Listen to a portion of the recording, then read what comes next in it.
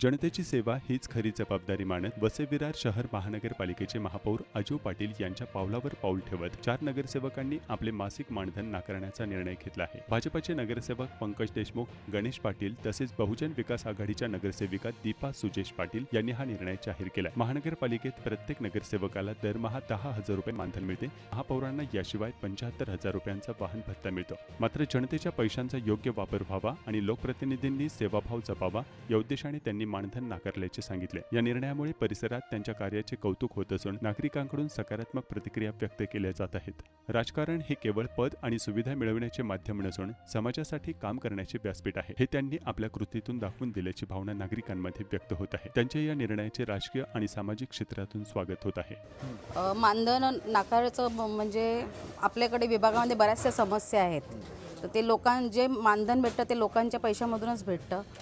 म्हणून माझं असं होतं, जोपर्यंत लोकांच्या समस्या पूर्णपणे होत नाहीत तोपर्यंत मानधन घेणे हे मला पटलं नाही। म्हणून मी आधीच ठरवलेलं, जोपर्यंत लोकांनी जो विश्वास दाखवलेला आहे, त्यांच्या ज्या समस्या आहेत त्या मी पूर्णपणे सोडू शकत नाही तोपर्यंत मानधन मात्र मी घेणार नाही।